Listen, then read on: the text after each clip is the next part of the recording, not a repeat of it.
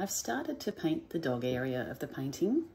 The background is now dry, so I feel confident about coming in and painting over some of these edges here, which have skidded over his figure. I'm going to begin by marking in all of the dark areas, and then I'm going to move to mid-tones, and after that highlights.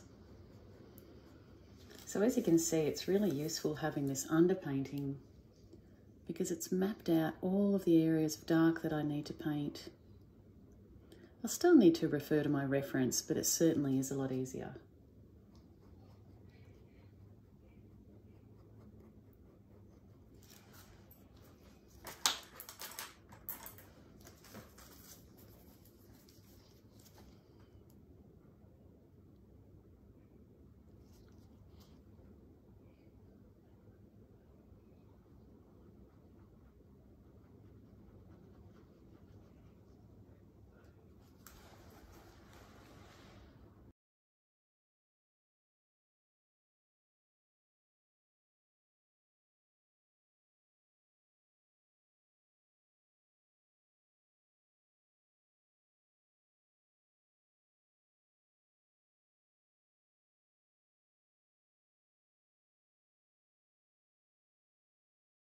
Okay, now that I have all of my dark tones in, I'm going to start applying some of those mid-greys to the figure.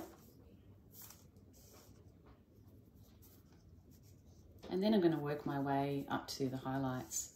The reason I'm leaving the lightest parts till the end is because I want them to remain really clean and not get overly mixed into the other colours. So just keeping them as white as possible so that they're not muddied by the time I get there.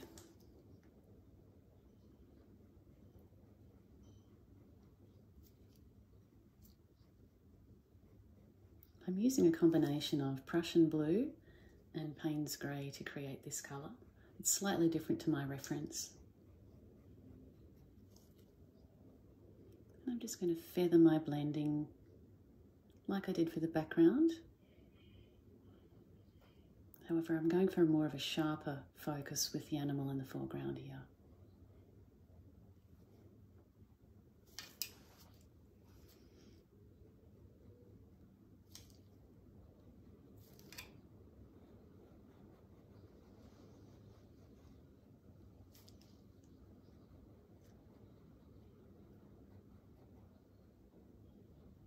So I'm going to blend as I go.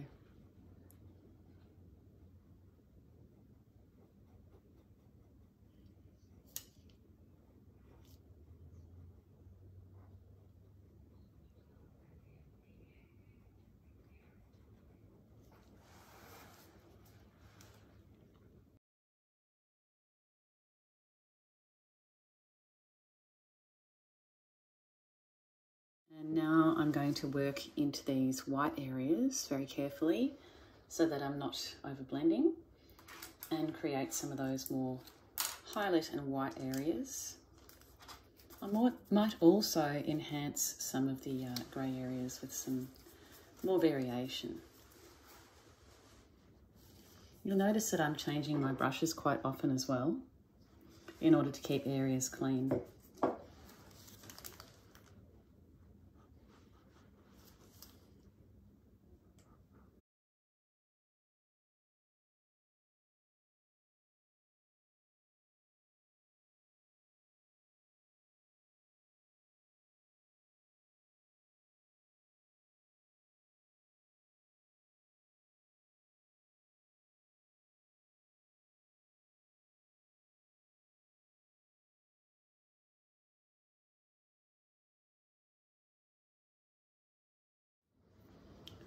Hi again. I've now finished painting the dog and I'm pretty happy with it for now. So what I'm going to do is I'm going to finish just little bits and bobs, very finishing touches around the background, and clean up little areas where there might have been little skids and things like that. You might remember in my earlier video I mentioned that these clouds are the wrong colour. In some spots they've gone a little bit green. So I'm going to add some more mauve there and just get those final touches of the painting done.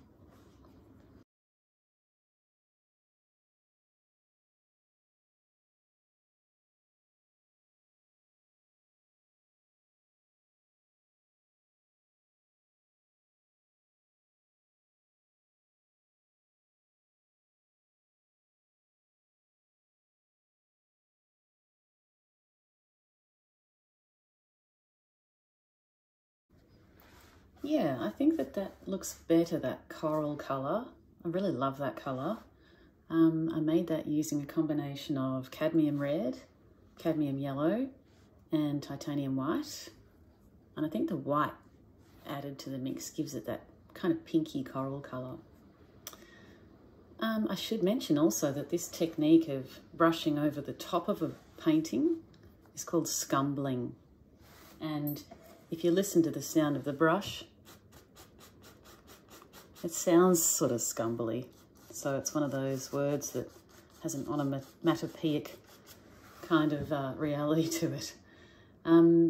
So this final stage of the painting, I'll just be fixing up little details and mostly scumbling. I'm now going to just come in around here and clean up bits and bobs and add a little bit more scumbling into these mountains to give them a bit more definition.